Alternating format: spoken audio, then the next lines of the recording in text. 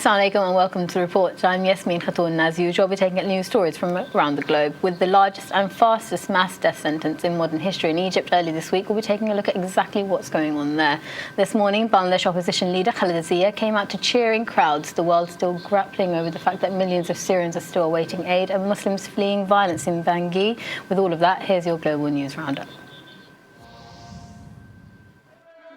Speaking at a rally, former Bangladesh Prime Minister and chief of the Bangladesh Nationalist Party, Khaleda Zia, has blamed the ruling Awami League for a spate of recent incidents of abduction and murder, questioning safety of the common people. Zia issued a red alert urging 19 party leaders and activists to stage an anti-government movement.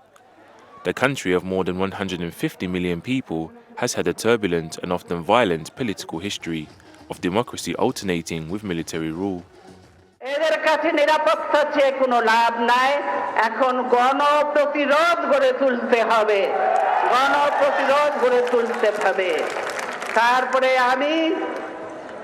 আমিও জনগণের নিরাপত্তার জন্য পথে নামব Recently re-elected Prime Minister Sheikh Hasina of the Awami League and the BNP Zia has dominated politics in Bangladesh for more than 2 decades.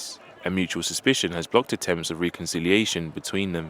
The BNP boycotted recent polls that were shunned by international observers.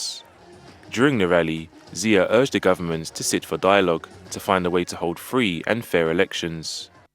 আমরাও ইনশাআল্লাহ এই সরকারকে বিদায় করে আমরাও একটা দিবস পালন করব খুনি ছেড়াছেড়িদের হাত থেকে দেশ বাঁচিয়েছে জনগণ সেই দিবস পালিত হবে তার জন্য এদেরকে বলবো যে আসুন আলোচনা করে নির্দলীয় নিরপেক্ষ সরকারের অধীনে যত দ্রুত সম্ভব নির্বাচন দিয়ে দেশটাকে বাঁচান As violence continues between rebels and Syrian government forces across the country, airstrikes are thought to have caused widespread damage in Aleppo, the capital Damascus, and elsewhere. This comes as frustrations have been growing over the inability of the United Nations to deliver much-needed humanitarian aid to the war-torn country. Speaking on Wednesday, United Nations Aid Chief Valerie Amos expressed growing frustration. Less than 10% of the 242,000 people living in besieged areas received assistance in the past 4 weeks. I told the Council that there has been little progress since my last briefing. And in fact, I told them that each month I report on the relentless killing and maiming of civilians, the destruction of homes, schools, and places of worship, the blatant disregard for life, and the total disregard by all parties for the fundamental tenets of international humanitarian law. The parties appear to be engaged in an endless spiral of targeting and harming civilians for tactical purposes. On Tuesday, the United Nations spokesman's office rejected calls for it to deliver humanitarian aid across borders into Syria without the approval of the government in Damascus, saying such operations would be possible only under a stronger UN Security Council resolution. Outside the world body, a group called the Syria Campaign protested across the street. There are 3.5 million Syrians, the old, children, people who are sick, people who haven't had food for months, who need food aid and medical aid. And just across Syria's borders, in countries like Turkey and Jordan, that aid exists and it's just sitting there. And what we're saying to the UN agencies is get in the trucks and drive the aid across those borders to the people who need it. Dozens of top lawyers from around the world argued in a letter to the United Nations on Monday that there was no legal barrier for the world body to carry out cross-border aid deliveries or support other organizations to do the same. 55 of the world's leading lawyers, the best legal minds in the world, have now said the UN no longer has to wait for the government's permission to cross those borders. It can get in the trucks and it can drive the aid across. And so this is a critical moment for the UN. More than 150,000 people have been killed in Syria's 3-year-old civil war. Some 2.5 million people have fled abroad, and 9 million people inside the country need help, including nearly 3.5 million who have no access to essential goods and services. European Union peacekeepers stood guard outside Bangi's main airport on Thursday, a day after they took charge of security from the Sangaris force. The French Sangaris troops handed control of Bangui airport over to the EU peacekeepers. Only about 150 EU troops have arrived so far, but the strength of the force is expected to continue building until it reaches its target of 800 to 1,000 soldiers in June. Just ahead of the handover, 4 people were killed overnight. One of the dead, a Muslim, was decapitated, his heart ripped out, and his body mutilated. The EU peacekeepers are meant to share the burden of around 2,000 French troops and 5,000 African peacekeepers already in the country, who have so far failed to stop the bloodshed. Fighting surged when the Muslim Seleka rebels stepped aside in January, with the Christian anti-Balaka militia committing mass atrocities against Muslims. Thousands of civilians have taken refuge in a sprawling settlement of cardboard shacks and tarpaulins beside the airport to escape the violence that rights groups have described as ethnic religious cleansing, and warned may spread insecurity in the fragile region, with almost all of the city's Muslim population having fled.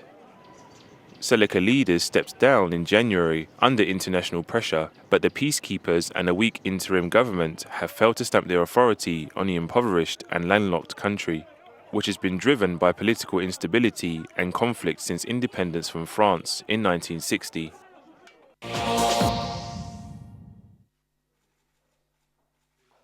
US Secretary of State John Kerry held talks with Egyptian Foreign Minister Nabil Fahmy at the State Department earlier this week.